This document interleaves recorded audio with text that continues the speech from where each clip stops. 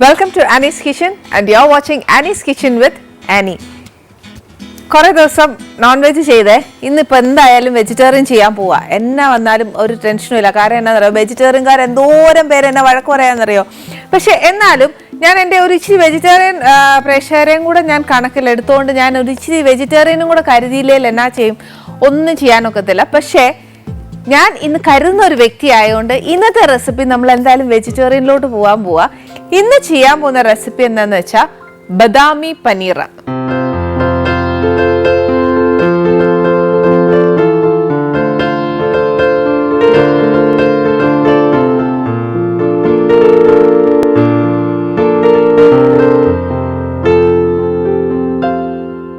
ഈ ബദാമി പനീർ എന്നാന്ന് വെച്ചാലേ ഒരുപാട് ഈ ബദാം തന്നെ വേണമെന്നൊന്നുമില്ല, അല്ലെ കാഷ്യൂനട്ട് ആയാലും മതി. പക്ഷെ കാഷ്യൂ ബദാമിനും തമ്മിൽ ഒരു ടേസ്റ്റ് ഡിഫറൻസ് ഉണ്ട്. ആ ഡിഫറൻസ് എന്തായാലും നമ്മുടെ കറിയിൽ വരും. പക്ഷെ ഇന്ന് ഞാൻ ഇവിടെ ബദാം തന്നെയാണ് ചെയ്യാൻ പോകുന്നത്. അതിന് വേണ്ടിയ ചേരുവകൾ എന്നാന്ന് വെച്ചാൽ പനീർ ഏറ്റവും നല്ലത് നമ്മളെപ്പോഴും വീട്ടിലുണ്ടാക്കുന്നത് തന്നെയാണ് നല്ലത്, സേഫും. അല്ല നേരം കിട്ടിയില്ല എന്നുണ്ടെങ്കിൽ പുറത്തുനിന്ന് മേടിച്ചോ. ഇതിപ്പോൾ കുറച്ച് പനീറാന്നേ.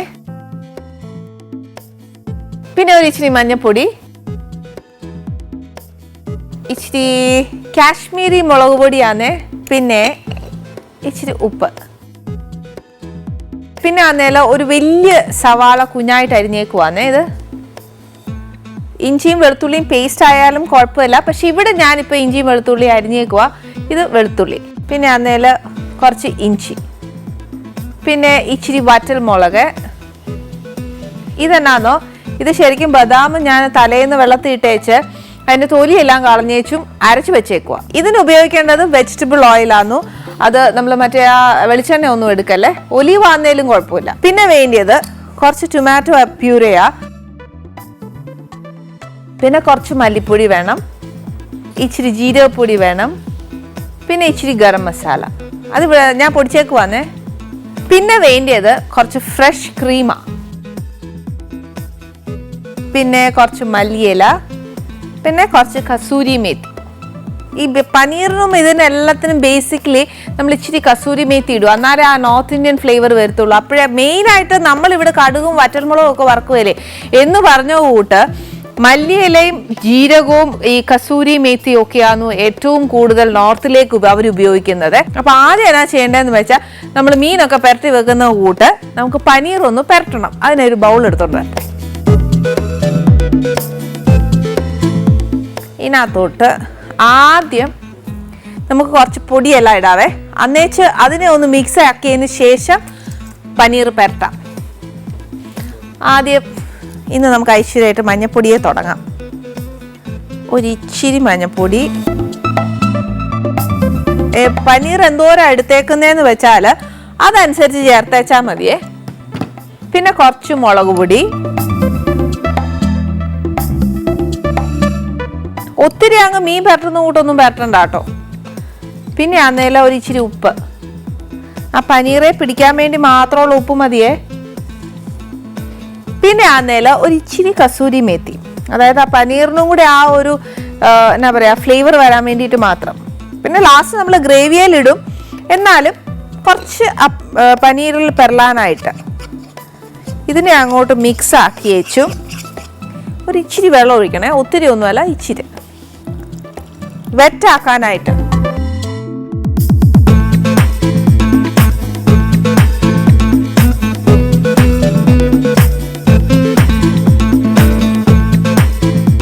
അന്നേച്ച് ഈ പനീറിനകത്തോട്ട് ഇട്ടേച്ച് പെരട്ടണം.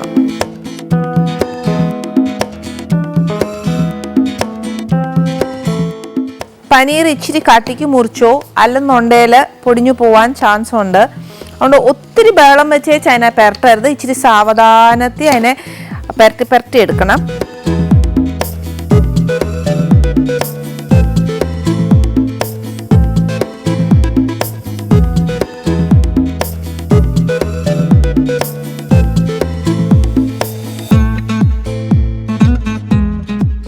ഇനി നമുക്ക് പാൻ അങ്ങോട്ട് കത്തിച്ചേച്ചു ഇച്ചിരി എണ്ണ ഒഴിച്ചു കൊടുക്കുക. ഒത്തിരി എണ്ണ ഒഴിക്കേണ്ട, ഒരു ഇച്ചിരി. അതായത് നമ്മുടെ പനീർ അങ്ങ് ഡീപ് ഫ്രൈ അല്ല ചെയ്യുന്നത്, അത് ഒരു ഇച്ചിരി ഒരു ഷാലോ ഫ്രൈ വാ. അന്നേരം ഒരു ഇച്ചിരി എണ്ണ ഒഴിച്ച് കൊടുത്തേച്ച് പിന്നെ അന്നേരം നമുക്ക് ഉള്ളിയൊക്കെ വഴറ്റാനാകുന്ന സമയത്ത് ഒരു ഇച്ചിരി കൂടി ചേർത്ത് കൊടുത്തേച്ചാൽ മതി.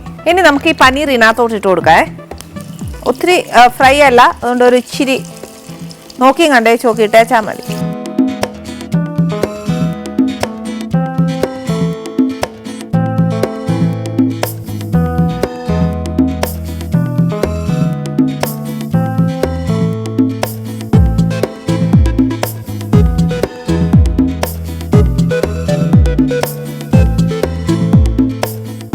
നല്ല ഹൈ ഫ്ലെയിമേൽ അങ്ങോട്ട് വെച്ചേച്ചുണ്ടല്ലോ, ഇതിനെ അങ്ങോട്ട് മറിച്ച് അങ്ങ് ഇടുക. നമ്മൾ ഒരറ്റത്തിൽ നിന്നല്ല ഇട്ട് തുടങ്ങി, അന്നേരം ആദ്യം ഇട്ടതിനെ കണ്ടുപിടിക്കാൻ പറ്റുമെങ്കിൽ മറിച്ച് ഇടുക.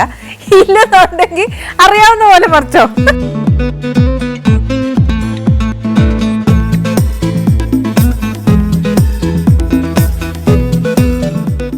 ഇതിനകത്തൊരു നമ്മൾ പറയുന്നത്, ഞാനിപ്പോൾ പറഞ്ഞ കൂട്ട് അത്ര വേഗത്തിലൊന്നും ഇത് മൊരിയുകയല്ല. എന്നാന്നറിയാം, അപ്പോൾ ഇത് ബേസിക്കലി ഇതിനകത്ത് ഒരു ഇച്ചിരി വെള്ളമുണ്ട്.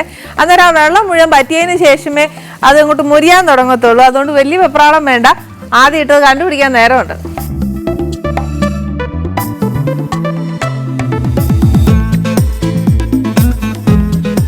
ഞാൻ ആ പനീർ വറുത്തെടുത്തു. പക്ഷെ ഞാൻ ആദ്യം ഏതായിട്ടെന്നുള്ളത് കണ്ടുപിടിച്ചു. അത് കണ്ടുപിടിച്ചിട്ടേ ഞാൻ ഫുൾ അങ്ങ് വറുത്തായിരുന്നേ.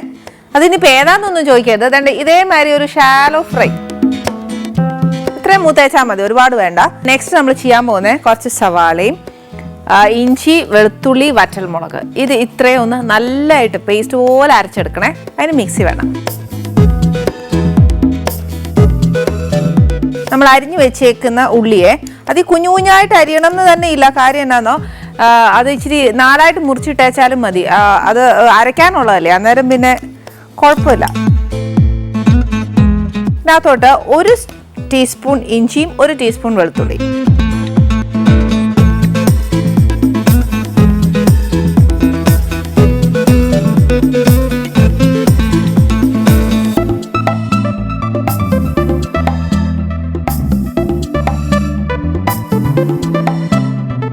ഇതിനകത്തോട്ട് എരിവ് അനുസരിച്ച് പിന്നെ ആണെങ്കിലും നമ്മൾ ഈ മുളക് പൊടി ഇടുവാന്നേ, അതുകൊണ്ട് കുറച്ച് വറ്റൽമുളക് ഇപ്പം അരയ്ക്കുക. അതനുസരിച്ച്, അതായത് ആ എരിവ് ബാലൻസ് ചെയ്യാൻ വേണ്ടിയിട്ട് ഇതിനകത്ത് മുളക് പൊടി മാത്രമേ ഉള്ളൂ. അപ്പോൾ വറ്റൽമുളകും അരയ്ക്കണം, എന്നാൽ നമുക്ക് മുളക് പൊടി ഇടുകയും വേണം. അപ്പോൾ അതനുസരിച്ച് ബാലൻസ് ചെയ്തോണേ. മുളക് പൊടി ഇട്ടേക്കാമെങ്കിൽ കുറച്ച് നിറവും കൂടെ കിട്ടും. ഇതിപ്പോൾ ഞാൻ 4 വറ്റൽമുളക് ഇതിനകത്തോട്ട് ഇട്ടിട്ടുള്ളൂ. പിന്നെ ബദാം അരച്ച് വെച്ചിട്ടില്ല എന്നുണ്ടെങ്കിൽ ബദാം നമ്മൾ തലേന്നേ കൂത്ത് വെച്ചേക്കുമല്ലേ, അന്നേരം അത് ചേർത്തേച്ചാലും മതി. അതല്ല അരച്ച് വെച്ചേക്കുവാണെങ്കിൽ അതായാലും മതി. ഇതിപ്പോൾ ഞാനൊരു കാര്യം ചെയ്യാം, ഞാനൊരു പകുതി ഇതിനകത്തോട്ട് ചേർത്തേച്ച് ലാസ്റ്റ് നമ്മൾ ക്രീമൊക്കെ ചേർക്കുവല്ലേ, അന്നേരം കുറച്ചുകൂടെ ചേർത്താറുണ്ടല്ലോ ഇച്ചിരി കൂടെ രുചി കിട്ടും. അന്നേരം ഇത് ഇവിടെ ഇരിക്കട്ടെ. അന്നേരം ഇത് നമുക്ക് നല്ലതായിട്ടൊന്ന് അരച്ചെടുക്കാം.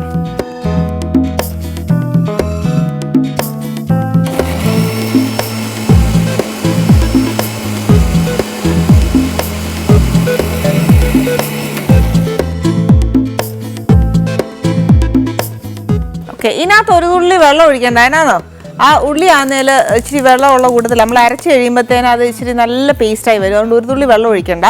എന്ന് വെച്ചാൽ നമ്മൾ നേരത്തെ വറുത്തില്ലേ, ആ എണ്ണയിൽ തന്നെ ഇത് അങ്ങോട്ട് ഒഴിക്കുക.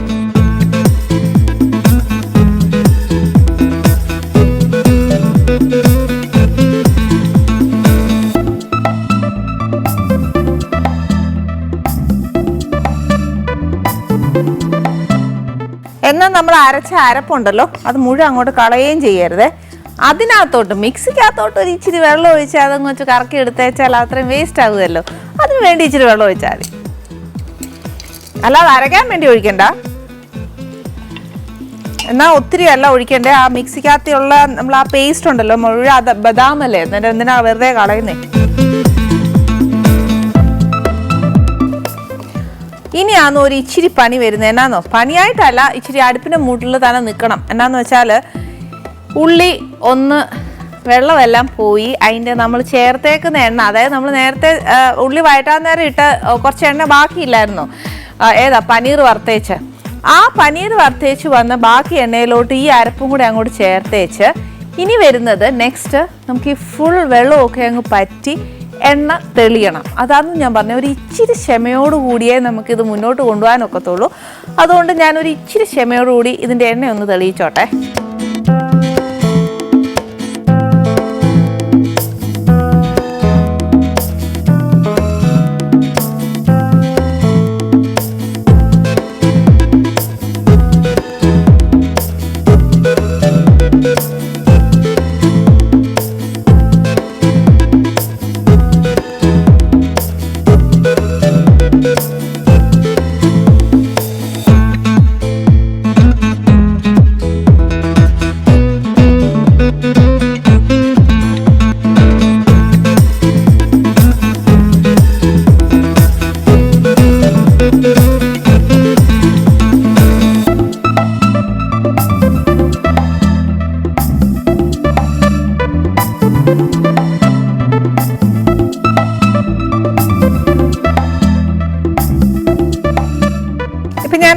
എണ്ണ തെളിയിച്ചിട്ടുണ്ട്. ഏതാണ്ട് നോക്കിയാൽ അറിയാം നമ്മുടെ സൈഡിലെല്ലാം എണ്ണ ഇങ്ങനെ തെളിഞ്ഞു വരിക. അതേപോലെ നമുക്കിപ്പോൾ എണ്ണ തെളിയിക്കണമെന്നുണ്ടെങ്കിൽ ഞാനൊരു ട്രിക്ക് പറഞ്ഞു തന്നിട്ടുണ്ട്. എന്നാന്ന് വെച്ചാൽ ആ വെള്ളം ഒന്ന് പറ്റി കഴിയുമ്പോഴത്തേന് ഇച്ചിരി വെള്ളം ഒഴിച്ചു കൊടുത്തേച്ച് അതിനെ ഒന്ന് ഇളക്കിക്കൊണ്ടിരുന്നേച്ചാൽ മതി. അന്നേരം നമ്മൾ വിചാരിക്കുന്നതിനെക്കാട്ടിലും നേരത്തെ നമുക്ക് എണ്ണ ഇച്ചിരി തെളിഞ്ഞ് കിട്ടുവേ. ഇങ്ങനെ എണ്ണ തെളിഞ്ഞു കഴിഞ്ഞാൽ നെക്സ്റ്റ് എന്നാ ചേർക്കേണ്ടതെന്ന് അറിയാവോ? നമ്മൾ അരച്ച് വെച്ചിരിക്കുന്ന ടൊമാറ്റോ.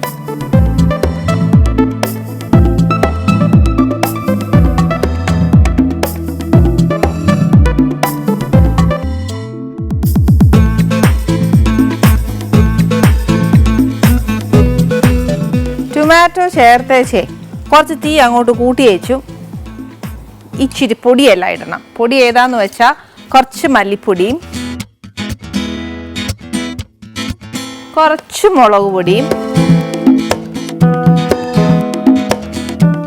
ഒരു ലേശം ജീരകപ്പൊടിയേ.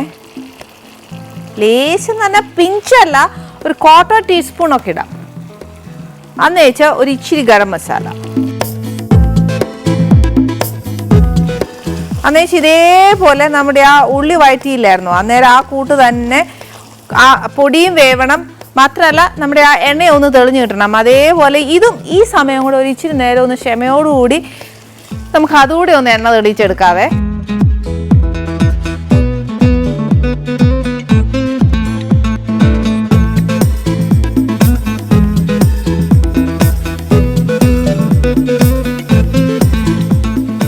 ശരിക്കും പറഞ്ഞാൽ ഈ പനീറൊക്കെ സ്പീഡിൽ ഉണ്ടാക്കുന്ന കറി ഉണ്ട് കേട്ടോ, ഇല്ലാന്ന് ഞാൻ പറയുന്നില്ല. പക്ഷെ ഏതൊരു കറിയും നമ്മൾ ഏറ്റവും കൂടുതൽ ക്ഷമയോടുകൂടിയും ഒക്കെ വെക്കുവാന്നേലേ അതിന് രുചി ഉണ്ടാവുള്ളൂ. വായിക്ക് രുചിയായിട്ട് നല്ലതായിട്ട് കഴിക്കണമെന്നുണ്ടെങ്കിൽ ഒരു ഇച്ചിരി ക്ഷമയോടുകൂടി നമ്മൾ ഒരു കറി ഉണ്ടാക്കിയാലേ ഒക്കത്തുള്ളൂ. എന്നും പറഞ്ഞ് സ്പീഡിലുണ്ടാക്കുന്ന കറിക്ക് വായിക്ക് രുചിയില്ലെന്നല്ല കേട്ടോ, അതിന് ടേസ്റ്റ് ഉണ്ട്. എല്ലാ വർഷവും നമ്മൾ പഠിച്ചിരിക്കണ്ടേ, അതുകൊണ്ടാണ്.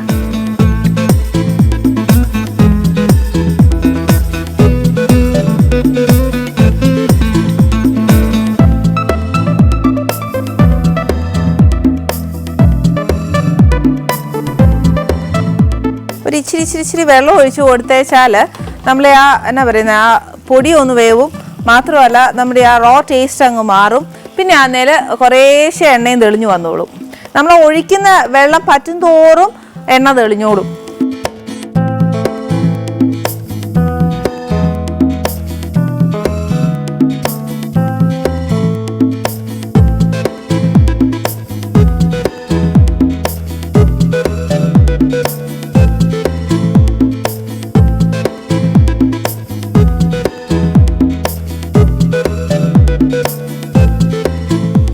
നമ്മൾ ടൊമാറ്റോ ചേർത്തേക്കുന്ന ടൊമാറ്റോയുടെയും രണ്ട് സൈഡിൽ കൂടെ എല്ലാം നല്ലതായിട്ട് എണ്ണ തെളിഞ്ഞു വന്നിട്ടുണ്ടേ.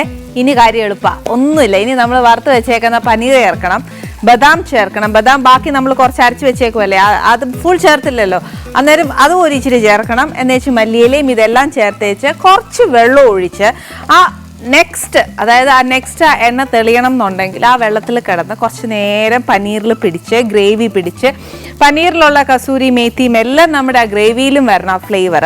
ഇനി ആ പ്രൊസീജിയറാണ്. അപ്പോൾ ഇനി നെക്സ്റ്റ് എന്നാ ചെയ്യാൻ പോകുന്നതെന്ന് വെച്ചാൽ തീ അങ്ങോട്ട് നല്ലതായിട്ട് കുറച്ച് വെച്ചു. ഫസ്റ്റ് ഞാൻ പനീർ ചേർക്കാം.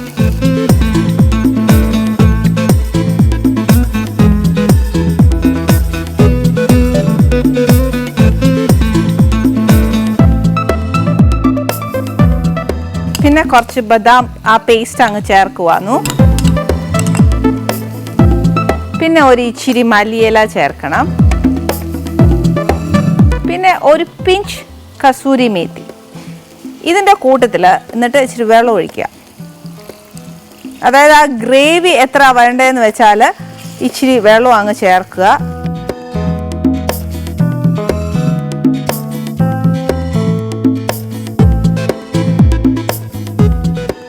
ഇത്രയും നേരം നമ്മളൊരു കാര്യം ചേർത്തില്ലായിരുന്നേ, എന്നാണെന്നറിയാവോ?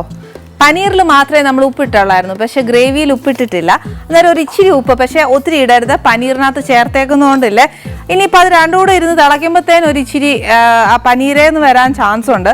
അതുകൊണ്ട് നോക്കി വെച്ച് ചേർത്തേച്ചാൽ മതി. ഞാനൊരു ഇച്ചിരി ചേർത്തിട്ടുള്ളൂ, പിന്നെ വേണമെന്നുണ്ടെങ്കിലും ഞാൻ ചേർത്തോളാം.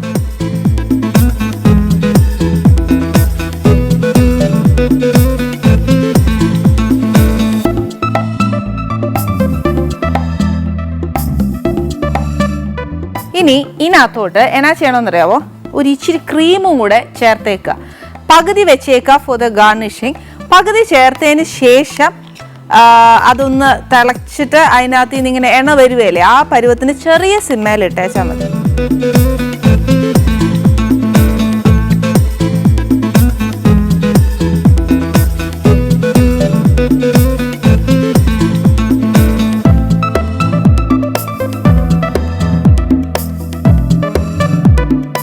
എത്രയാ ഗ്രേവി വേണ്ടേ ആ ഒരു ഗ്രേവിയുടെ കണക്കനുസരിച്ച് വെള്ളം ചേർത്തോണം. വെള്ളം ഒരു ഇച്ചിരി മുന്നോട്ട് നിന്നോട്ടെ. നമുക്ക് വേണ്ടിയ ഗ്രേവിനെക്കാട്ടിലും ഒരു ഇച്ചിരി മുന്നോട്ട് നിന്ന് കഴിഞ്ഞാൽ അത് തിളച്ചൊന്ന് കുറുകി വരുമ്പോൾ നമുക്ക് ആവശ്യമുള്ള ഒരു ഗ്രേവി ആയി കിട്ടും. ഇപ്പം ഞാനൊരു ഇച്ചിരി ഒഴിച്ചിട്ടുള്ളൂ. പക്ഷെ എന്നാലും ആ മണം വരുമ്പോഴേ എനിക്ക് ആ കസൂരി മേത്തിയുടെ മണം ഒരു ഇച്ചിരി കുറവായിട്ടാണ് തോന്നുന്നത്. വേറെ ഞാൻ ഒരു ഇച്ചിരി കൂടി ഇടാം. അതൊക്കെ നമ്മൾ ചേർക്കുമ്പോഴത്തേനും ഉണ്ടല്ലോ, അതൊക്കെ നോക്കിക്കോണേ, നോക്കിയേച്ചൊന്ന് ബാലൻസ് ചെയ്തേക്കണം. അല്ലെ പിന്നെ ഞാനിപ്പോൾ ഒരു പിഞ്ചെന്ന് പറയുമ്പം നമ്മൾ ശരിക്കും വിചാരിക്കും ഒരു പിഞ്ചല്ലേ പറഞ്ഞോളൂ, അന്നേരം പിന്നെ അത്രയും മതിയായിരിക്കും. പക്ഷെ ആ ടേസ്റ്റ് വരുവല്ല. ഇതിൻ്റെയൊക്കെ ഒരു ഫ്ലേവർ ഇല്ലേ ആ നമ്മുടെ കറിയിൽ വരണം. മല്ലിയിലേക്ക് പിന്നെ അളവുണ്ടോ എന്ന് ചോദിച്ചാൽ അളവ് എനിക്കില്ല. പക്ഷെ എന്താ അറിയോ, അതൊക്കെ ഇടയ്ക്കിടയ്ക്ക് ഇച്ചിരി കിടക്കുന്നത് നല്ലയാ. പിന്നെ ഒരു ഇച്ചിരി വെച്ചേക്കെ എന്നാന്നോ, ഗാർണിഷിങ് ചെയ്യാൻ നേരത്തെ നമുക്ക് ഇച്ചിരിയൊക്കെ വേണ്ടേ. പിന്നെ ഈ സമയത്ത് നമ്മൾ ഒരു ഇച്ചിരി നേരം അടച്ചിടുന്ന നേരത്തേക്ക് നമുക്ക് നോക്കണം ഗരം മസാലയൊക്കെ മതിയോ എന്ന്. പിന്നെ ഇതിനകത്ത് വേറെ പൊടിയൊന്നും ചേർക്കാൻ ഒക്കിയല്ല, ഗരം മസാല മാത്രമേ എക്സ്ട്രാ ചേർക്കാൻ ഒക്കത്തുള്ളൂ. അപ്പോൾ ഈ സമയത്ത് ഇച്ചിരി കൂടി വേണമെന്നുണ്ടെങ്കിൽ ചേർത്തോ. എനിക്കൊരു കസൂരി മേത്തി ഇപ്പം ഇച്ചിരി കൂടി ചേർത്തപ്പോൾ ഇച്ചിരി കൂടി ഒരു മണം വരുന്നുണ്ട്. അന്നേരം ഇച്ചിരി ഒരു ഗരം മസാലയും കൂടി ഇട്ടാൽ നല്ലതാണെന്ന് തോന്നുന്നു. ഇതൊക്കെ ഞാൻ ഇച്ചിരി ചേർക്കുന്നത് എന്നാന്ന് വെച്ചാൽ നിങ്ങൾക്കൊന്ന് മനസ്സിലാക്കാൻ വേണ്ടിയാ ബാലൻസിങ് എങ്ങനെയാണ് പോകുന്നതെന്ന്. ഒത്തിരി ഒന്നും ചേർക്കല്ലേ, എന്നാൽ നമ്മളൊന്ന് കറി ഒന്ന് തുറക്കുമ്പോഴത്തേനും ഉണ്ടല്ലോ നല്ല മണം വരും. ഇനി ഒരു ഇച്ചിരി നേരെ ഇതൊന്ന് അടച്ചിവിടെ ഇരിക്കട്ടെ. ഇനിയിപ്പോൾ ഇത് അടച്ചിട്ട് എണ്ണ തെളിഞ്ഞേച്ചാൽ മതി. അത് പക്ഷെ വലിയ തീയലൊന്നും ഇട്ട് എണ്ണ തെളിയിപ്പിക്കല്ല, ഒരു ഇച്ചിരി ചെറിയ തീയൽ ഇട്ടേച്ചാൽ മതി.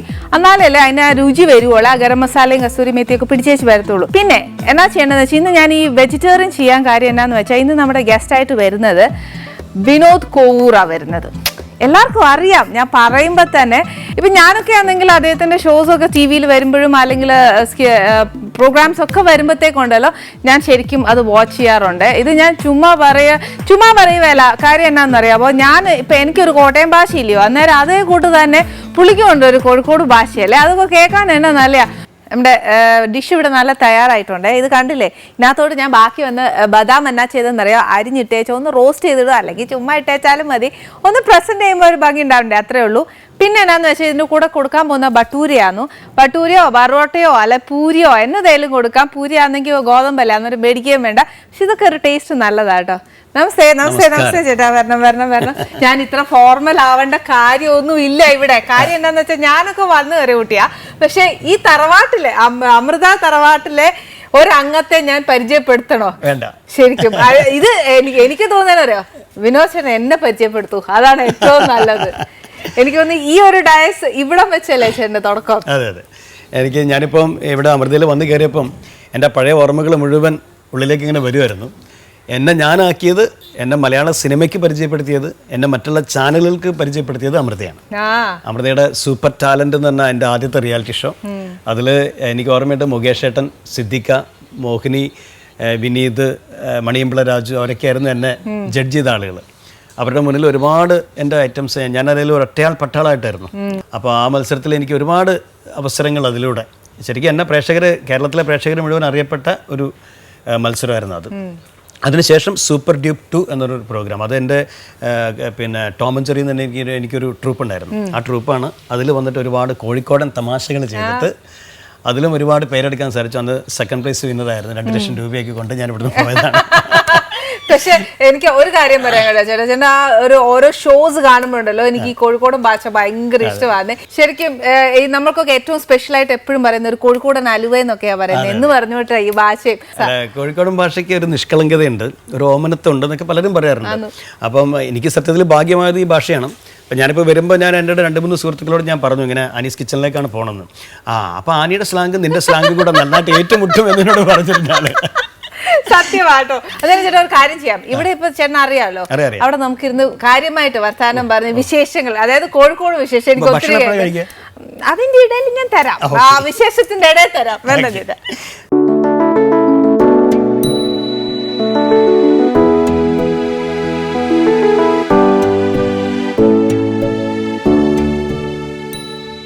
അമൃത കുടുംബത്തിലെ അംഗത്തിന് ഞാൻ ഹോസ്റ്റായിട്ട് വിളമ്പുക.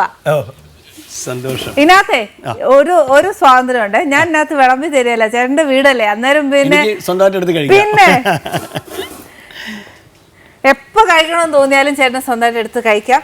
അതിനകത്ത് എനിക്ക് ഒരു കഴിക്കാനല്ല തോന്നുന്നത്, എനിക്ക് എൻ്റെ ഒരുപാട് ഓർമ്മകളും കാര്യങ്ങളൊക്കെ പങ്കുവെക്കാനാണ് തോന്നുന്നത്. ചേട്ടാ, ഈ ജാലിയൻ കനാരൻ എന്ന് പറയുന്ന ഒരു കഥാപാത്രം ചേട്ടൻ ചെയ്തില്ലായിരുന്നു, അതൊന്ന് പറഞ്ഞു. അതിൻ്റെ ഈ ജാലിയൻ കനാരൻ പിറവിയെടുക്കുന്നത് അമൃത ടി വിയിലാണ്. അമൃത ടി വിയിലെ സൂപ്പർ ഡ്യൂപ്പ് 2 എന്ന് പറഞ്ഞ ഷോയിൽ ഞാനിങ്ങനെ കോഴിക്കോടൻ തമാശകൾ ഓരോന്നോരോന്നായിട്ട് ചെയ്യുമ്പോഴാണ് ഈ ഒരു തീം എന്നോട് എൻ്റെ ഒരു സുഹൃത്ത് പറഞ്ഞൊരു കഥയാണ്. അപ്പോൾ ആ കഥയെ എങ്ങനെ അത് ഒരു സ്ക്രിപ്റ്റാക്കാം, ഒരു തമാശയാക്കാം എന്നുള്ളത് ഞാൻ കുറേ ചിന്തിച്ചു. അപ്പോൾ എനിക്ക് എൻ്റെ ആത്മാർത്ഥമായ സുഹൃത്തുക്കളുണ്ട് കലയിൽ. എനിക്ക് ഒരു നിർമ്മൽ പാലാഴി, ദേവരാജ്, ഞങ്ങൾ 3 പേര് കൂടി ഇരുന്നിട്ട് ഇതിന് നല്ല ഒരു സ്ക്രിപ്റ്റ് ഉണ്ടാക്കി. അതിലെ കണാറെന്നുള്ള ക്യാരക്ടർ ഞാനും ഇവർ 2 പേരും അതിനകത്ത് വന്നു പോകുന്ന സപ്പോർട്ടിങ് ക്യാരക്ടേഴ്സുമായി. അപ്പോൾ ഈ പിന്നെ സ്വാതന്ത്ര്യ സമരത്തിലൊക്കെ പങ്കെടുത്തു, ഭയങ്കര വീരവാദം മുഴക്കുന്ന ഒരു വിടുന്ന കള്ളം പറയുന്ന ഒരു ക്യാരക്ടറാണ്, പൊങ്ങച്ചം പറയുന്ന ഒരാൾ. അപ്പോൾ ഇയാൾ ഈ ജാലിയൻ കണാറൻ തന്നെ ഇയാൾക്ക് പേര് വന്നത് ജാലിയൻ വാലാബാഗ് എന്ന സംഭവത്തിൽ പങ്കെടുത്തുകൊണ്ടാണ്. അപ്പോൾ അതിൽ ഇയാളിങ്ങനെ ഈ വൈകുന്നേരങ്ങളിൽ ഈ നാട്ടിൻപുറത്തൊക്കെ ആളുകൾ ഇങ്ങനെ കൂടിയിരിക്കുമല്ലോ ചായക്കടയുടെ മുന്നിലൊക്കെ, അപ്പോഴാണ് ഇയാൾ ഈ പൊങ്ങച്ചടിക്കുക. അങ്ങനെ 47 നമുക്കിത് കിട്ടണത്, ഇത് സ്വാതന്ത്ര്യമോ. അപ്പോൾ 47 ആഗസ്റ്റ് 14 വൈകുന്നേരം ഞങ്ങളിങ്ങനെ ഇരുന്നിട്ടിങ്ങനെ പാമ്പും കോണിയും ലുഡാബോർഡൊക്കെ കളിക്കുക ഈ ക്ലബിലിരുന്നിട്ട്. അപ്പം പെട്ടെന്ന് നമ്മളെ താന്ത്യാത്തോപ്പി ഓടി വരുന്നു. താന്ത്യാത്തോപ്പിയുണ്ട്, പുറകിൽ വല്ലഭായും ഉണ്ട്, ഇവരൊക്കെ കൂടെ ഉണ്ട് ഓടി വരുന്നത്. വന്നിട്ട് കണാരട്ടാ നിർത്തിക്കോളി, കളിയൊക്കെ നിർത്തിക്കോളി എന്ന് പറഞ്ഞു. ഞാൻ ചോദിച്ചാൽ എന്തേടോ കിട്ടാൻ പോവുകയാണെന്ന്. എന്ത് സ്വാതന്ത്ര്യവും? ആ സ്വാതന്ത്ര്യം കിട്ടാൻ പോവുകയാണെന്ന്. അത് കേട്ടപ്പോൾ എല്ലാവർക്കും സന്തോഷമായി, കളിയൊക്കെ നിർത്തിവെച്ച്. അപ്പം പിന്നെ ഇവർ എന്നോട് പറഞ്ഞെന്താ അറിയാം, അപ്പോൾ കണാരട്ടാ, അപ്പോൾ നമ്മൾ ഇത്രയും കാലം പ്രയത്നിച്ചിട്ടാണ് നമുക്ക് സ്വാതന്ത്ര്യം കിട്ടുന്നത്. സ്വാതന്ത്ര്യം ഇപ്പോൾ നാളെ കിട്ടിയാൽ നമുക്കൊരു പ്രധാനമന്ത്രി വേണമല്ലോ. ഞങ്ങൾ നോക്കിയിട്ട് ഇപ്പോൾ കണാരേട്ടനെ കാണുന്നുള്ളൂ എന്ന് പറഞ്ഞു എന്നോട് പറയുക. അപ്പം ഇത് പറയുമ്പോൾ എൻ്റെ കൂടെ ഉള്ളവരുണ്ട് വെറുതെ അങ്ങനെയൊന്നും പറഞ്ഞിട്ടുണ്ടാവില്ല. അങ്ങനെ ഇല്ല, സത്യമായിട്ട് എന്താണെന്നറിയോ, അന്ന് ഇവരെ കൂട്ടത്തിൽ ഒരു 8ാം ക്ലാസ് പാസ്സായിട്ട് ഞാൻ മാത്രമേ ഉള്ളൂ. ഈ വല്ലഭായിക്കും താന്ത്യാത്തോപ്പിക്കൊന്നും തീരെ വിദ്യാഭ്യാസം ഇല്ല, അല്ലെങ്കിൽ അവർക്ക് ആയിക്കോട്ടെ തന്നെയോ. ഞാൻ പറഞ്ഞു എനിക്ക് സ്ഥാനമോഹമില്ല, ഞാൻ പണ്ടേ അങ്ങനെയാണ്, എനിക്കിതിങ്ങനെ എങ്ങനെയെങ്കിലും നിങ്ങൾക്ക് സ്വാതന്ത്ര്യം നേടിത്തരാമെന്ന് മാത്രമേ ഉള്ളൂ. അപ്പോൾ നിങ്ങൾ ആരാച്ചാ ആയിക്കോളൂ, വല്ലഭായി ആയിക്കോ, അല്ലെങ്കിൽ താന്ത്യാത്തോപ്പി, അല്ലെങ്കിൽ നെഹ്റുവിന് എടുത്താൽ നെഹ്റു ആയിക്കോട്ടെ എന്ന് പറഞ്ഞു ഞാൻ. അങ്ങനെയാണ് നെഹ്റു ആയത്, അല്ലാണ്ട് എൻ്റെ ഒരൊറ്റ വാക്കിൻ്റെ പുറത്താണ് നെഹ്റു ആയത്. ഇങ്ങനെ കളവ് പറഞ്ഞിട്ട് ഹിറ്റാവുന്ന ഇയാളങ്ങനെ വെറുത്തു പോവും ആളുകൾ. ഞാൻ കാര്യം പറ്റേ, ഈ ചിരി മാത്രമല്ല ചേട്ടാ, ശരിക്കും ഈ റിയലിസ്റ്റിക് ആയിട്ടുള്ളത് അല്ല അങ്ങനത്തെ എന്തെങ്കിലും സ്കിറ്റ് ഉണ്ട്. അത് ഞാൻ പിന്നെ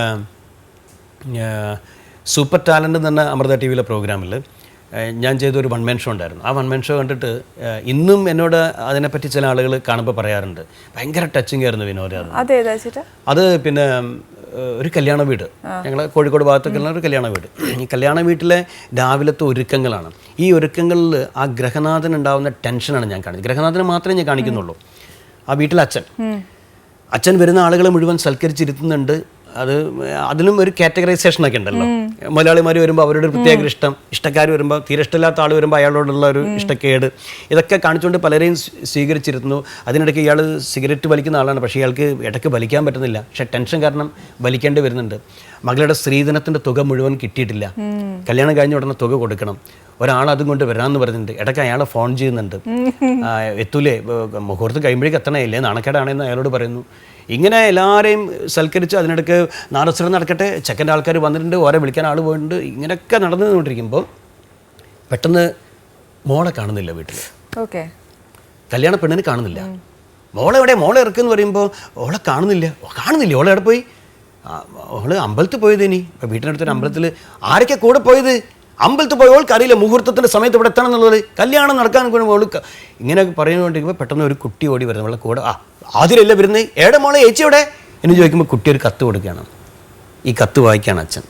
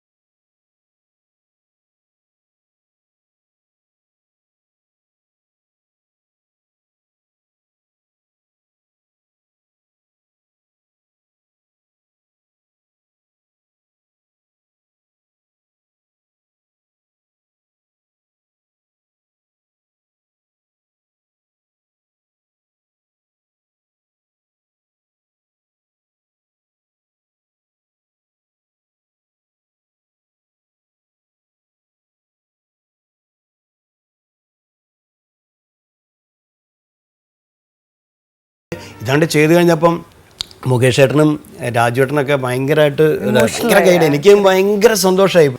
എന്നിട്ട് മുകേഷ് ഏട്ടൻ സ്ക്രീനിൽ നോക്കിയിട്ട് പറഞ്ഞു, കണ്ട് പഠിക്കണം പെൺകുട്ടികൾ, ഇങ്ങനെ മനസ്സിൻ്റെ സമനില തെറ്റുന്ന അച്ഛന്മാർ ഭൂമിയിൽ ഉണ്ടാവാതിരിക്കാൻ 1 മാസം മുമ്പേ നാട് വിട്ടേക്കണം. ചേട്ടാ ഒരു കാര്യം ഞാൻ ചെയ്യട്ടെ, ചേട്ടൻ ഇപ്പൊ ഈ ഓരോ എക്സ്പ്രഷൻസ് ഇടുമ്പോഴും ഓരോ കാര്യങ്ങൾ പറയുമ്പോഴും ചേട്ടൻ ഭയങ്കര ഡെപ്ത് ആയിട്ടാണ് ഓരോ ക്യാരക്ടേഴ്സും ചെയ്യുന്നത്. ശരിക്കും പറഞ്ഞാൽ ഈ അഭിനയത്തെ പറ്റി അല്ലെങ്കിൽ ചേട്ടൻ ആരെങ്കിലും ഇൻഫ്ലുവൻസ് ചെയ്തിട്ടുണ്ട്? ഇൻഫ്ലുവൻസ് ചെയ്തിട്ടില്ല, പക്ഷേ എൻ്റെ കുട്ടിക്കാലം 4ാം ക്ലാസ് പഠിക്കുമ്പോൾ ഞാൻ വലിയ നാടകങ്ങൾ അഭിനയിച്ചിട്ടുണ്ട്. എൻ്റെ 4ാം ക്ലാസ്സിൽ പഠിക്കുമ്പോഴാണ് പാട്ടബാക്കി എന്ന് പറയുന്ന നാടകമുണ്ട്. വളരെ പുരാണമായൊരു നാടകമാണ്. ഈ പാട്ടബാക്കി എന്ന നാടകം അന്ന് അത് കോഴിക്കോട് സംവിധാനം സലാം പള്ളിത്തോട്ടം എന്ന് പറഞ്ഞൊരു ഡയറക്ടർ. ആ നാടകത്തിൽ ബാലനടനായിട്ട് അഭിനയിക്കാനുള്ള ഭാഗ്യം എനിക്കുണ്ടായിട്ടുണ്ട്. കാരണം എൻ്റെ അച്ഛനും അമ്മയും ഈ നാടകമായിട്ടൊക്കെ നല്ല ബന്ധമുള്ള, അച്ഛൻ ഒരുപാട് നാടക പ്രവർത്തകരായിട്ട് ബന്ധമായിരുന്നു. അങ്ങനെ അച്ഛൻ കാരണമാണ് ഞാൻ ഈ നാടകത്തിൽ എത്തുന്നത്. അമ്മയും ഞാനും ഒരുമിച്ച് അഭിനയിച്ചിട്ടുണ്ട്. അമ്മയും ഞാനും എൻ്റെ ചേട്ടനും ഒരുമിച്ച് അഭിനയിച്ചിട്ടുണ്ട് നാടകത്തിൽ. കലാകുടുംബമാണ്. അച്ഛൻ നല്ല പിന്നെ അച്ഛന് കലാപരമായിട്ട് കഴിവില്ലെങ്കിലും അച്ഛൻ ഇതിനെ കൊണ്ട് നടക്കുന്ന ഒരാളായിരുന്നു, എൻകറേജ് ചെയ്യും. അങ്ങനെ ഈ പാട്ടബാക്കി, പാടൻ 2 ഭാരതം, ചന്ദ്രോത്സവം, ശകുനി, കരിനിഴൽ, ഇങ്ങനെ ഒരു 5-6 നാടകങ്ങൾ ഞാൻ എൻ്റെ 4ാം ക്ലാസ് മുതൽ 6ാം ക്ലാസ് വരെയുള്ള കാലഘട്ടങ്ങളിൽ ഒരുപാട് വലിയ നടന്മാരുടെ കൂടെ ചെയ്യണം. അപ്പം ഇവരുടെ അഭിനയമൊക്കെ ഞാൻ ഇങ്ങനെ കണ്ടിരിക്കും. അടുത്തൊക്കെ ഞാൻ ഒരുപാട് പഠിച്ചിട്ടുണ്ട്. തമാശ ചെയ്യുന്നതും സീരിയസ് ചെയ്യുന്നതൊക്കെ ഞാൻ കണ്ടുപിടിക്കാൻ എനിക്ക് സാധിച്ചിട്ടുണ്ട്. ആ കാലത്ത് എനിക്ക് ഏറ്റവും നല്ല ബാലനടനുള്ള അവാർഡും കിട്ടിയിട്ടുണ്ട്. കാമ്പശ്ശേരി നാടക മത്സരത്തിൽ ഒരു അവാർഡും കിട്ടിയിട്ടുണ്ട്. പിന്നീട് അത് സ്കൂളിലൊക്കെ നാടകങ്ങൾ കുട്ടികളെ തിരഞ്ഞെടുത്ത് ഞാൻ തന്നെ എഴുതി, ഞാൻ തന്നെ കുട്ടികളെ ഡയറക്റ്റ് ചെയ്ത് പഠിപ്പിക്കുന്ന ഒരു അവസ്ഥയിലേക്ക് എത്തി. സ്ക്രിപ്റ്റ് എഴുതും, ഒരുപാട് സ്ക്രിപ്റ്റ്. ഞാൻ 2 പുസ്തകങ്ങൾ എഴുതിയിട്ടുണ്ട് കുട്ടികൾക്കായിട്ട്. ഞാൻ ഈ മോണാക്റ്റിലായിരുന്നു എനിക്ക് കൂടുതൽ താല്പര്യം, ഏകാഭിനയം. അതിലാണ് ഞാൻ കോളേജിൽ പഠിക്കുമ്പോൾ എനിക്ക് ഒരുപാട് സമ്മാനങ്ങൾ കിട്ടിയത്. അതിലൊരുപാട് വെറൈറ്റി സാധനങ്ങൾ കൊണ്ടുവരുമായിരുന്നു ഞാൻ. പിന്നീട് ഞാൻ ഒരുപാട് കുട്ടികളെ ട്രെയിൻ ചെയ്യാൻ തുടങ്ങി, മോണോആക്റ്റിൽ കുട്ടികളെ പഠിപ്പിക്കാൻ തുടങ്ങി. അങ്ങനെ ഒരുപാട് കുട്ടികളെ ഞാൻ ഈ വലിയ വലിയ കലോത്സവങ്ങളിലൊക്കെ പഠിപ്പിച്ച് കൊണ്ടുപോയി.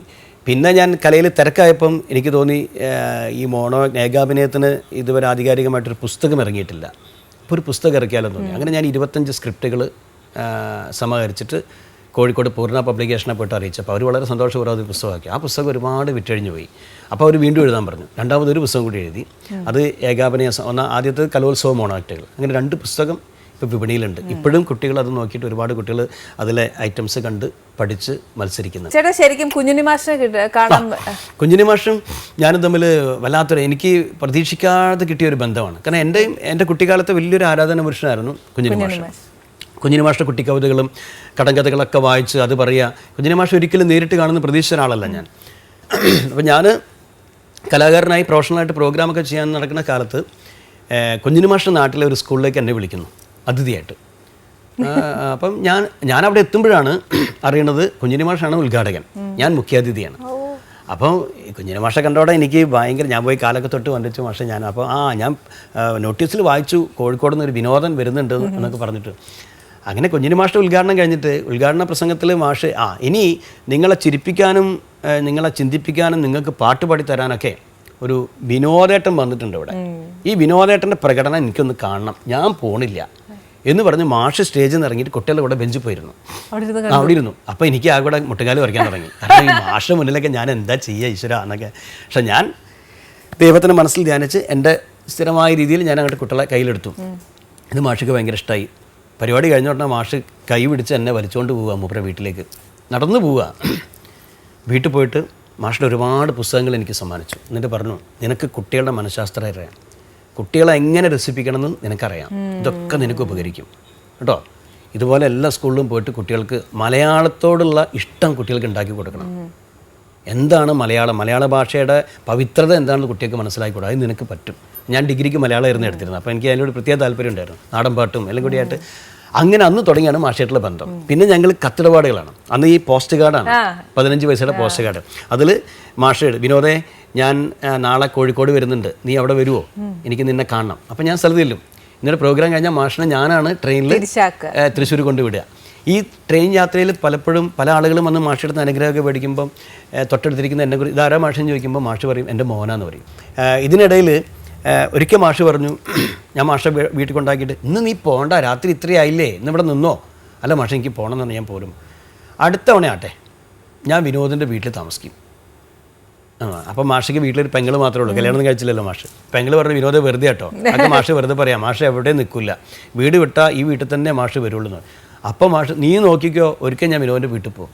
അന്നർത്ഥമാക്കി മാഷ് എൻ്റെ വീട്ടിൽ വന്നു, അപ്രതീക്ഷിതമായിട്ട് വന്നു. വീട്ടിനടുത്ത്, എൻ്റെ വീട്ടിന് തൊട്ടടുത്താണ് ദേവഗിരി കോളേജ്. ഈ കോളേജിലെ ഫൈൻ ആർട്സിലെ ഉദ്ഘാടനത്തിന് വന്നാൽ ഉദ്ഘാടനം കഴിഞ്ഞിട്ട് കുട്ടികൾ മാഷെ പോകുമല്ലേ എന്ന് ചോദിച്ചപ്പോൾ മാഷ എൻ്റെ അഡ്രസ്സും കൊടുത്തു. ഇവിടെ അടുത്ത് എൻ്റെ മോൻ്റെ വീടുണ്ട്, അവിടെ കൊണ്ട് വിട്ടാൽ മതി എന്ന് പറഞ്ഞിട്ട് എൻ്റെ അഡ്രസ്സ് വീട്ടിൽ കൊണ്ട് വിട്ടു. അച്ഛനും അമ്മയും ഞെട്ടി. കുഞ്ഞിന് മാഷ വീട്ടിലേക്ക് വന്നപ്പോൾ അമ്മയ്ക്കൊക്കെ അതിശയായി. ഞാൻ സ്ഥലത്തില്ല, ഞാനന്ന് ദൂരെ എവിടെ പ്രോഗ്രാമിന് പോയതാണ്.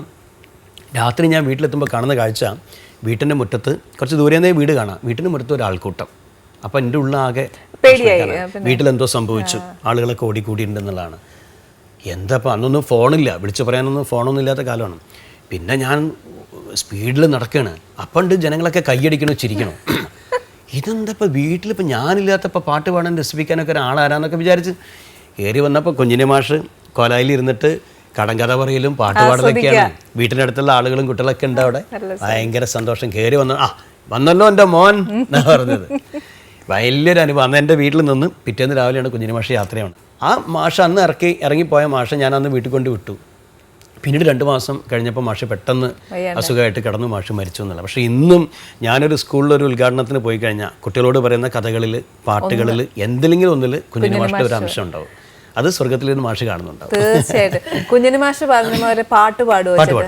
ചെറിയ പറമ്പില് ചെന്തങ്ങിൻ ചോട്ടില് ചെണ്ടമുറി പോലെ പെണ്ണൊരുത്തി. ചെറിയ പറമ്പില് ചെന്തങ്ങിൻ ചോട്ടില് ചെണ്ടമുറി പോലെ പെണ്ണൊരുത്തി. കണ്ടാലും വേണ്ടില്ലോള്, കേട്ടാലും വേണ്ടില്ലോള്, ഓലക്കൊടി കൊത്തൊരു കയ്യും മെയ്യും. കണ്ടാലും വേണ്ടില്ലോള്, കേട്ടാലും വേണ്ടില്ലോള്, കണ്ടാലോ പിന്നയോള് കുളിക്കാറില്ല. കണ്ടാലും വേണ്ടില്ലോള്, കേട്ടാലും വേണ്ടില്ലോള്, കണ്ടാലോ പിന്നയോള് കുളിക്കാറില്ല. കുളിക്കാൻ കുളിച്ചോള് പണ്ടൊരു കാലത്ത് ചകിരി കുഴിയിൽ നിന്ന് കുളി കഴിച്ച്. ചെറിയ പറമ്പില് ചെന്തങ്ങിൻ ചോട്ടില് ചെണ്ടമുറി പോലെ പെണ്ണൊരുത്തി. ഈ അടുത്ത കാലത്ത് ഒരു സംവിധായകൻ അദ്ദേഹത്തിൻ്റെ ഒരു പുതിയ സിനിമയിലേക്ക് എനിക്കൊരു റോളൊക്കെ പറഞ്ഞു. അപ്പോൾ അദ്ദേഹം എന്നെ വിളിച്ചപ്പോൾ ഈ പാട്ട് കേട്ടു. അപ്പോൾ അദ്ദേഹം പറഞ്ഞു ഈ പാട്ട് ഏതാണെന്നൊക്കെ പറഞ്ഞാൽ ഞാൻ പാടിയ പാട്ടാണ്. എന്നാൽ നമുക്ക് ഈ സിനിമയിൽ ഈ പാട്ടൊന്ന് കൊള്ളിക്കാമല്ലോ വിനോദേ, നമുക്കൊരു കള്ളു കുടിക്കുന്ന ഒരു സീനുണ്ട്, ആ സീനിൽ വിനോദ് തന്നെ ഈ പാട്ട് പാടിയാലോ എന്നൊക്കെ ചോദിച്ചു. അങ്ങനെ ഒരു ഭാഗ്യം. സംഗീതം ഈ അഭിനയത്തിന് നമുക്ക് ഒരുപാട് സഹായിക്കുന്നൊരു ഘടകമാണ്. നല്ല താളബോധം എന്നുള്ളത് അഭിനയത്തിൽ വേണ്ട ഒരു കാര്യമാണല്ലോ. ഡാൻസും പഠിച്ചിട്ടുണ്ട് ഞാൻ. അത് പഠിച്ചു വെച്ചിട്ടുണ്ട്. കാരണം എപ്പോഴാണ് നമുക്ക് ഒരു ഒരു അനക്കൊക്കെ വേണ്ടി വരാമെന്നറിയില്ല. താളബോധത്തോടെ എന്തെങ്കിലും ചെയ്യണമെങ്കിൽ പഠിപ്പിച്ചിട്ടുണ്ട് ഞാൻ കുട്ടികളെ ഡാൻസ്. അപ്പം കുഞ്ഞിലെ പഠിച്ചതല്ല? കുഞ്ഞിലെ പഠിച്ചിട്ടുണ്ട്. കുഞ്ഞിലെ വെച്ചാൽ ഞാനൊരു 10th പഠിക്കുമ്പോൾ പഠിക്കാൻ തുടങ്ങി. പക്ഷെ അരങ്ങേറ്റം ചെയ്തിട്ടൊന്നുമില്ല, പെർഫോം ചെയ്യാൻ വേണ്ടിയിട്ടല്ല, അറിഞ്ഞിരിക്കാൻ വേണ്ടിയിട്ട്. ഡാൻസ് അറിഞ്ഞിരിക്കണം. അപ്പം നമ്മളോട് പെട്ടെന്ന് ഇപ്പോൾ ഞാൻ അടുത്ത് സിനിമയിൽ അഭിനയിച്ച് വിളക്കുമരം എന്നൊരു സിനിമയിൽ അഭിനയിച്ചിരുന്നു. അപ്പോൾ അതിൽ ഒരു പാട്ട് പാടുന്നത് ഞാനാണ് സിനിമയിൽ. ഒരു പിക്നിക് സോങ് ആണ്. അപ്പോൾ അതിൻ്റെ കൊറിയോഗ്രാഫറായിട്ട് വന്ന പ്രസന്ന മാസ്റ്ററാണ്. അപ്പം കുട്ടികളുടെ കൂടെ ഞാനും ഡാൻസ് ചെയ്യണം. മാഷ് വിനോദ് റെഡിയല്ലേ? ഞാൻ പറഞ്ഞാൽ റെഡി എന്ന് പറഞ്ഞു. മാഷ് സ്റ്റെപ്പ് പറയണു, ഞാൻ കളിക്കണു. അപ്പോൾ എന്നോട് മാഷ് പഠിച്ചിട്ടുണ്ടോ? ഞാൻ ആ മുമ്പ് പഠിച്ചു വെച്ചിട്ടുണ്ട്, അതുകൊണ്ട് ഇപ്പോഴത്തെ നമ്മുടെ മലയാള സിനിമയുടെ കോമഡി അവസ്ഥ എന്നതായിരിക്കും. ഇപ്പോഴത്തെ കോമഡി അവസ്ഥ എന്ന് പറഞ്ഞാൽ കുറേ ഡബിൾ മീനിങ് ആണ്. അശ്ലീലങ്ങൾ കൊണ്ട് കോമഡി ഉണ്ടാക്കുന്ന രീതി. അത് ഇപ്പം റിയാലിറ്റി ഷോയിലുണ്ട്, കോമഡി റിയാലിറ്റി ഷോയിലും കാണുന്നു, സിനിമയിലും കാണുന്നുണ്ട്. കാരണം ഇത് ഒരു കുടുംബസമേതം സിനിമ കാണാൻ പോകുമ്പോഴാണ് ഇതിൻ്റെ ഒരു പ്രശ്നം ഉണ്ടാവുന്നത്. കാരണം എല്ലാവരും ചിരിക്കുമ്പം കുട്ടികൾ ചിരിക്കാതിരിക്കും. കുട്ടികൾ അച്ഛനോട് അച്ഛൻ എന്താ ഇപ്പം ചിരിച്ചതെന്ന് ചോദിച്ചു കഴിഞ്ഞാൽ അച്ഛന് മറുപടി പറയാൻ പറ്റണം കുട്ടിയോട്, ഇതാണ് മോനെ കാര്യം എന്ന്. അങ്ങനെ പറയാൻ പറ്റാത്തൊരവസ്ഥയുണ്ട് ചില കോമഡികൾ കാണാം. എല്ലാ കോമഡികളും അല്ല കേട്ടോ. ഇപ്പം നമ്മുടെ പഴയ കാലത്ത് സത്യനന്ദിക്കാടിൻ്റെ സിനിമയൊക്കെ എപ്പോഴും കാണുമ്പോൾ അതിലൊക്കെ ഇങ്ങനെ കാണിച്ചിട്ടാണോ, നിഷ്കളങ്കമായ കാര്യങ്ങൾ പറഞ്ഞിട്ടാണ് ആളുകൾ ചിരിക്കുന്നത്. പക്ഷെ ഇപ്പം പലപ്പോഴും പല സിനിമകളും കാണുമ്പോൾ തോന്നുന്നൊരു കാര്യം, ഈ ഡബിൾ മീനിങ്ങും ഈ അശ്ലീലങ്ങളും ഇല്ലാതെ ഒരു തമാശ പറയാൻ പറ്റാത്തൊരവസ്ഥയിലേക്ക് നമ്മുടെ മലയാള സിനിമ പോയിക്കൊണ്ടിരിക്കുന്നു. ഞാൻ എൻ്റെ ഈ ട്രൂപ്പുമായിട്ട് കോമഡി ചെയ്യുമ്പം എനിക്കുണ്ടായ അനുഭവമുണ്ട്. ഗൾഫിൽ ഞാൻ ഒരിക്കൽ പ്രോഗ്രാം ചെയ്തപ്പം, പ്രോഗ്രാം കഴിഞ്ഞ് കമ്മിറ്റിക്കാർ വന്ന് എനിക്ക് ഷൈക്കിന് വിനോദ ഗംഭീരമാണ്, ഞങ്ങളൊക്കെ ഒരുപാട് ചിരിച്ചു വിനോദെ. കഴിഞ്ഞ വർഷം ഇവിടെ ഒരു ട്രൂപ്പ് വന്നു വിനോദെ, അവരെ ഞങ്ങൾ പകുതിക്ക് നിർത്തിച്ചു. കാരണം എന്താണെന്നറിയോ, ഇവർ പറയുന്നത് മുഴുവൻ അശ്ലീലം. കുടുംബസമേതല്ലേ പ്രോഗ്രാം കാണുന്നത്. ഞങ്ങൾ പകുതിക്ക് വെച്ചൊന്നും വേണ്ട, നിങ്ങളിനി പരിപാടി അവതരിപ്പിക്കേണ്ടെന്ന് പറഞ്ഞാൽ അവരെ പറഞ്ഞയച്ചു. അവിടെയൊക്കെ നിങ്ങളൊക്കെ വേറിട്ട് നിൽക്കുകയാണ് എന്ന് പറഞ്ഞു. പിന്നെ സത്യം തോന്നി. കാരണം പല ഘട്ടങ്ങളിലും എനിക്ക് തോന്നിയിട്ടുണ്ട്. എന്നെ ചില ട്രൂപ്പിലേക്കൊക്കെ വിളിക്കുമ്പം, ട്രൂപ്പിൽ ചെന്ന് ഇപ്പോൾ പ്രോഗ്രാം ചെയ്യുമ്പോഴൊക്കെ ഈ സ്കിറ്റൊക്കെ വരുമ്പോൾ തന്നെ എനിക്ക് ആകെ ചടപ്പാവും. അയ്യോ ഇങ്ങനത്തെ കാര്യങ്ങളൊക്കെ പറയണോ, അത് പറ്റില്ല എന്ന് തന്നെ ഞാൻ പറയും. കാരണം എനിക്കത് പറയാൻ പ്രയാസമുണ്ട്. കാരണം ഞാൻ എഴുതുന്ന സ്കിറ്റുകളിലൊന്നും അശ്ലീലങ്ങളുണ്ടാകും. കുടുംബസമേതം കാണാവുന്ന പ്യുവറാണ്. അത് 916 ആയിരിക്കും. അത് പറയാറുണ്ട്, പലരും പറയാറുണ്ട്. അത് ആ ഒരു സന്തോഷമുണ്ട്. അപ്പം ഞാൻ അമൃത ടി വിയിൽ നിന്നാണ് എൻ്റെ കാലൻ പിറവിയെടുക്കുന്നത്. കാലൻ കണ്ടിട്ടില്ലല്ലോ? കാലൻ്റെതെന്ന് വെച്ചാൽ കാലനെ പറ്റി നമുക്കൊക്കെ പറഞ്ഞ് കേൾവിയല്ലേ ഉള്ളൂ. ആരും കാലനെ കണ്ടിട്ടില്ലല്ലോ. ഒരു കോഴിക്കാട്ടുകാരൻ്റെ മുന്നിൽ കാലൻ പ്രത്യക്ഷപ്പെട്ടാൽ എന്ത് സംഭവിക്കും? ഇതാണ് സ്കിറ്റ്. അപ്പൊ കാലനായിട്ട് എൻ്റെ സുഹൃത്ത് വരുന്നു. ഞാൻ കാലനെ, അപ്പോൾ കാലം നിങ്ങൾ ആരാ ചോദിക്കുമ്പോൾ ഞാൻ കാലനെ. ഏത് കാലേ എന്നാ ചോദിക്കും? ഏത് കാലേ? എനിക്ക് എത്ര കാലം അറിയാം? അല്ല എനിക്കറിയുന്ന ഒരു കാലം ജീവൻ കൊണ്ടുപോണ കാലേ അതന്നെ ഞാൻ. അല്ല നിങ്ങളെന്താ ഇവിടെ? അപ്പം മൂപ്പര് ഇവിടെ ഇങ്ങനെ ഒരാളുടെ വീട് ഏതാന്ന് ചോദിക്കുമ്പോൾ അയാളെനിക്കറിയാം. അവിടെ എന്തിനാ അയാളെ കൊണ്ടുപോകുമ്പോൾ? അയാളെ കൊണ്ടുപോയി, അയാൾക്കൊരു ജലദോഷം കൂടി ഇല്ലല്ലോ, അയാളെ വെറുതെ കൊണ്ടുപോവുക. അപ്പം മൂപ്പര് പറയും അതെ എനിക്ക് സമയമാകുമ്പോൾ ഞാൻ കൊണ്ടുപോകും, ആളെ വീട് ആരെങ്കിലും ഒന്ന് പറഞ്ഞു തരി, ഇല്ലെങ്കിൽ എനിക്ക്. അപ്പം മൂപ്പര് എനിക്ക് എൻ്റെ ക്യാരക്ടറിന് ഇത്. അപ്പം നിങ്ങളൊരു പണി, ഞാൻ മൂപ്പരെ വിളിക്കാം, നിങ്ങൾ അപ്പോഴേക്കും ഇവിടെ ഒരു മോരുമ്പളം കുടിക്കണം മൂപ്പരെ പറഞ്ഞു വെച്ചിട്ടേ ഇയാളെ വിളിച്ചിട്ട് എടോ അന്നെ കൊണ്ടുപോകാൻ കാലം വന്നിക്കണ്, വേഗം രക്ഷപ്പെട്ടോ എന്ന് അയാളെ വിളിച്ച് പറയാം. ഒരു ജലദോഷം ഇല്ലാത്ത അന്നെ കൊണ്ട് കൊണ്ടുപോകില്ല, ഈ എങ്ങോട്ടേക്ക് പോയിക്കാൾ ബാഗ് ഇതൊക്കെ എടുത്തിട്ട് എങ്ങോട്ടേക്കും സ്ഥലം വിട്ടാള്, മദ്രാസിലേക്കിട്ട് പോയിക്കോ, സ്ഥലം വിട്ടാള്, കൊടുക്കരുത് കേട്ടോ, പിടി കൊടുക്കരുത്. എന്നിട്ട് ഇയാളെ പറഞ്ഞേക്കാണ്. എന്നിട്ട് ഞാൻ കാലിനോട് പറയും ഇപ്പം വരും കേട്ടോ, നമുക്ക് വർത്താനം പറഞ്ഞിരിക്കുമ്പോഴേക്കും മൂപ്പര് വരുമെന്ന് പറഞ്ഞു. അങ്ങനെ പിന്നെ കാലിനായിട്ടുള്ള വിശേഷങ്ങൾ ചോദിക്കില്ല. അതിൽ കാലിനോട് അല്ല നിങ്ങൾക്ക് ഇവിടുന്ന് ഒരാളെ കൊണ്ട് എന്ത് കിട്ടു, കാലിനോട് എന്ത് കിട്ടു, ശമ്പളേ കൊണ്ടുപോയല്ലേ. അപ്പൊ കാലൻ എടോ ഇതൊന്നും ശമ്പളത്തിന് വേണ്ടി ചെയ്യുന്നില്ല, ഇതൊക്കെ എൻ്റെ കർമ്മമാണ്. അത് ശരി, പൈസ കിട്ടൂല. ഇവിടെ ഞങ്ങളൊക്കെ പൈസക്ക് പണിയെടുക്കുന്ന ആൾക്കാരാട്ടോ. പിന്നെ സംശയങ്ങൾ ഓരോന്നാണ്. പിന്നെ നമ്മളെ പിന്നെ ജയൻ അവിടെ എന്ത് ചെയ്യണം? നമ്മളെ പഴയ ജയനില്ലേ, ജയൻ അവിടെ എന്താ സിൽക്ക് സ്മിത് എന്ത് ചെയ്യണം? ഇതൊക്കെ അറിയാനാണ് ഇയാൾക്ക് താല്പര്യം. അപ്പൊ കാലിന് ഇയാളുടെ ഇതൊക്കെ മനസ്സിലാവുന്നുണ്ട്. അപ്പൊ കാലൻ ലാസ്റ്റിൽ കാലൻ എടോ തൻ്റെ കുട്ടികൾക്ക് കാരണം അയാളവിടെ, അയാളെ വിളിക്ക്. അപ്പം ഞാൻ വീണ്ടും വിളിച്ചു, എന്തായി? അപ്പോൾ വണ്ടി കയറിയോ? കിട്ടിയോ? വണ്ടി കിട്ടി, വിട്ടോ, നോക്കണ്ട കേട്ടോ, ഇനി ഇപ്പോഴൊന്നും ഇങ്ങോട്ട് വരണ്ട, കാലിനൊക്കെ നമ്മൾ പറ്റിക്കൂലേ എന്നിട്ട് അവരെ പറഞ്ഞു. എന്നിട്ട് കാലിനോട് വരും, നിങ്ങൾ വല്ലാണ്ട് കൊണ്ടുപോകുവാനെ, ഓനെ നിങ്ങൾ വല്ലാണ്ട് കൊണ്ടുപോകും. അപ്പോൾ കാലൻ എന്തേ?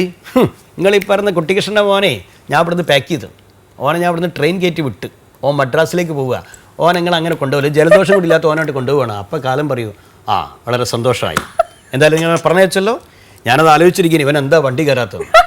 നാളെ രാവിലെ 6:30 മണിക്ക് മദ്രാസ് റെയിൽവേ സ്റ്റേഷനിൽ വണ്ടി ഇറങ്ങുമ്പം കാല് തെറ്റി പാളത്തിനടിയിൽ പോയിട്ട് മരിക്കേണ്ട ആളാവൻ. അവൻ എന്താ ഇത്രയും സമയമായിട്ട് ഇവിടെ നിൽക്കണമെന്ന് അറിയാൻ വേണ്ടിയിട്ടാണ് ഞാൻ ഇങ്ങോട്ട് വന്നത്.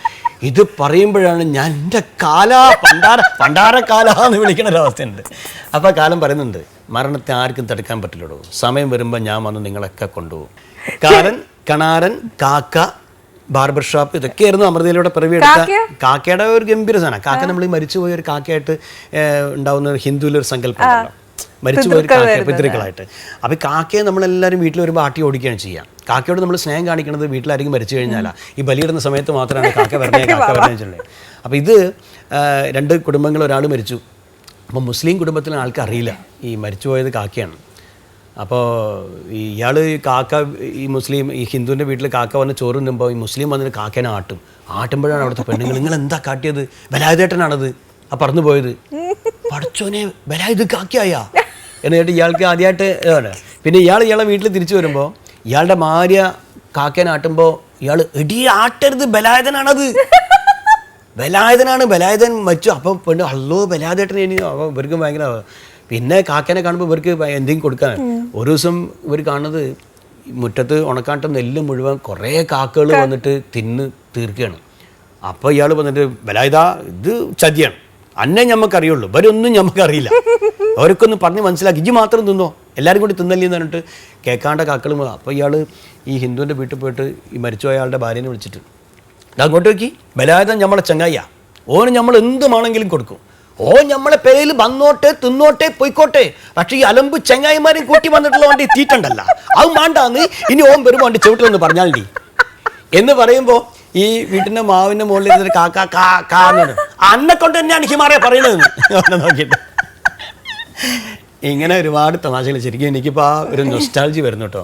ആ റിയാലിറ്റി ഷോ ചെയ്ത് ഓരോ ഐറ്റം ചെയ്ത് കഴിയുമ്പോഴും ഓഡിയൻസിൻ്റെ ഭാഗത്തുള്ള ക്ലാപ്പിങ്ങും ജഡ്ജസിൻ്റെ പ്രതികരണങ്ങളെല്ലാം അപ്പം ഞാൻ ഒന്നുകൂടി ഇങ്ങനെ അയവിറക്കുകയാണ് അമൃതയിൽ ഒന്നുകൂടി വന്നപ്പോൾ. അതെ, സന്തോഷമുണ്ട്. പക്ഷെ ചേട്ടാ വർത്താനം കേട്ടോണ്ടിരുന്നപ്പോ ഉണ്ടല്ലോ, ശരിക്കും ഞാൻ എന്റെ ആഹാരത്തിന്റെ കാര്യം ഞാൻ മറന്നു. പക്ഷെ ഇവിടെ ഞാൻ സത്യം പറഞ്ഞ ചേട്ടനായിട്ട് ആഹാരം വിളമ്പി തരേണ്ട കാര്യം ഉണ്ടോന്ന് അറിയില്ല. പക്ഷെ എന്നാലും ചേട്ടന്റെ വീടല്ലേ, അന്നേരം പിന്നെ ഞാൻ ഫോർമാലിറ്റിയോടുകൂടി ചേട്ടാ കഴിക്കൂ എന്ന് പറയണ്ടല്ലോ, ചേട്ടൻ സന്തോഷത്തോടെ. ഞാൻ മാംസം കഴിക്കില്ല. ഇത് മാംസം ഇല്ല ഇവിടെ, മാംസം കഴിക്കില്ല. ഞാൻ ഫിഷും വെജും മാത്രമേ കഴിക്കുള്ളൂ. ഇവിടെ വെജേ ഉള്ളൂ. ആ, വെരി ഗുഡ്. പനീർ അടിപൊളി. മീറ്റ് കഴിക്കുകയില്ല ഇല്ല, ഞാൻ നോൺ കഴിക്കുന്നില്ല, നോൺ കഴിക്കാറില്ല. ഫിഷ് കഴിക്കും, ഫിഷ് കഴിക്കും.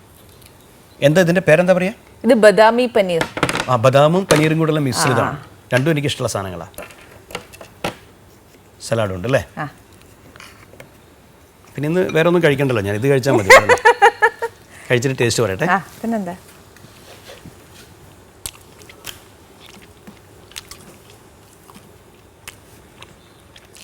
കോഴിക്കോട് സ്ലാങ്ങി പറയണേ. ഇതിൻ്റെ ടേസ്റ്റ് കണ്ടപ്പോൾ നമുക്ക് ഓർമ്മ വരുന്നേ കോഴിക്കോട്ടൊരു ഹോട്ടലാണ്. രുചികരമായ ഭക്ഷണം കൊടുക്കുന്ന ഒരു ഹോട്ടലുണ്ട് കോഴിക്കോട്. അവിടുത്തെ അതേ ടേസ്റ്റാണ്.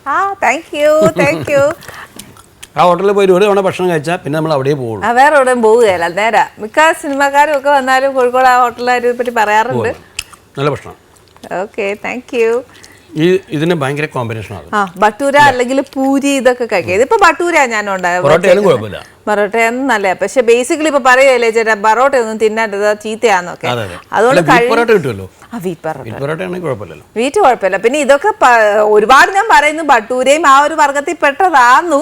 പക്ഷെ എന്നാലും ബദാം ഇടയ്ക്ക് കടിക്കുമ്പോഴേ നല്ല സുഖമുണ്ട്. അതാ ചേട്ടൻ ഈ വെജിറ്റേറിയനോ ഫിഷ് മാത്രമായത്, നോൺ ചിക്കൻ ഒന്നും വേണ്ടെന്ന് വെച്ചാൽ? മാംസത്തോട് എന്തോ ഒരു ഞാൻ കഴിച്ചിരുന്നു. ഞാൻ ശരിക്കും വെജിറ്റേറിയൻ ആയിരുന്നു. കല്യാണത്തിന് ശേഷം ഭാര്യ നിർബന്ധിച്ചിട്ടാണ് ഞാൻ നോണാവണം. ഭാര്യ നന്നായിട്ട് പാചകം ചെയ്യും. നന്നായിട്ട് അവൾ ഇറച്ചിക്കറി വെച്ചാലും സാമ്പാർ വെച്ചാലും ഫിഷ് കറി വെച്ചാലും ഒക്കെ അടിപൊളിയാണ്. അപ്പോൾ ഇത് കഴിക്കാനുള്ള യോഗ എനിക്കില്ലല്ലോ. അപ്പോൾ അവൾക്ക് ഭയങ്കര സങ്കടം. പിന്നെ ഞങ്ങളതിലൊക്കെ ഈ കല്യാണം കഴിഞ്ഞാൽ വിരുന്ന് വിളിക്കുമല്ലോ വീട്ടിൽ. അപ്പം ഈ വിരുന്ന് അവിടെ വീട്ടുകാർ അപ്പം എപ്പോഴും കോഴിയും ആടും ഒക്കെ ഉണ്ടാക്കി വെച്ചിട്ടുണ്ടാവുക. അപ്പം ഞാൻ അതൊന്നും കഴിക്കില്ലെന്ന് പറയുമ്പോൾ അവർക്ക് സങ്കടം. അങ്ങനെ അവൾക്ക് വേണ്ടി കഴിക്കാൻ തുടങ്ങി. കുറച്ചു കാലം കഴിച്ചു. പിന്നെ എനിക്ക് വീണ്ടും വിരക്തിയായി. മാംസം കൊണ്ട് വേണ്ട. അങ്ങനെ ഞാൻ മാംസത്തിന് മുഴുവൻ ഫുൾ സ്റ്റോപ്പ് ഇട്ടു. ഫിഷ് മാത്രമാക്കി. ഫിഷിനോട് കുഴപ്പമില്ല. ഫിഷും കറി വെച്ചതിനോടാണ് താല്പര്യം, പൊരിച്ചതിനോടല്ല. ചെറിയ മീനുകൾ, കുഞ്ഞു കുഞ്ഞു മീൻ, നത്തല്, മുള്ളൻ, കുഞ്ഞമത്തി, അതൊക്കെ ആണെങ്കിൽ വലിയ മീനൊന്നും. ചേച്ചി വരാഞ്ഞ കൂടെ? ചേച്ചി അവൾക്ക് പിന്നെ ഒരു ബാക്ക് പെയിൻ ഉണ്ട്, അപ്പൊ യാത്ര ചെയ്യാൻ ഒരു ചേച്ചി ഹൗസ് വൈഫാണ്. ഓക്കെ, എന്റെ പ്രത്യേക അന്വേഷണം പറയണേ. ദേവു എന്നാണ് പേര്, എന്നോട് പറയാൻ പറഞ്ഞിട്ടുണ്ട്. അവൾക്ക് അപ്പൊ ഞാനൊരു ഹൈ കേട്ടോ. അവൾക്കും എൻ്റെ ഒരു അടുത്തമ്മയൊക്കെ ഉണ്ട്. ഒരു സ്ഥിരമായിട്ട് കാണുന്ന ഒരു പ്രോഗ്രാമാണ്. ഞാൻ ഈ പ്രോഗ്രാമിലേക്ക് എന്നെ വിളിച്ചു, ഏട്ടാ എന്തായാലും പോണേ, അതിൻ്റെ പ്രോഗ്രാം എന്തായാലും പോകണം, അത് ഉഗ്രം പ്രോഗ്രാമാണ്, ഒരുപാട് വിശേഷങ്ങൾ പങ്കിടാൻ പറ്റും എന്ന് പറഞ്ഞിട്ട് എന്നെ നിർബന്ധിച്ച് അയച്ചിരിക്കും. മക്കളായിട്ടില്ല. ഓക്കെ, അപ്പൊ എന്തായാലും ചേച്ചിക്ക് എൻ്റെ ഒരു സ്പെഷ്യൽ ഹായ് കേട്ടോ. ഇത്രയൊക്കെ എന്നെ സ്നേഹിക്കുന്ന, എൻ്റെ പ്രോഗ്രാം ഒക്കെ കാണുന്നില്ലേ, അന്നേരം പിന്നെ എനിക്കൊരു ഇച്ചിരി ഇഷ്ടം കൂടുവേ. എന്തായാലും സന്തോഷമുണ്ട് ചേട്ടാ ഇവിടെ വന്നതിലും ഞങ്ങളോട് ഒത്തിരി വിശേഷങ്ങൾ പറയുന്നതിലൊക്കെ വളരെ സന്തോഷമുണ്ട്.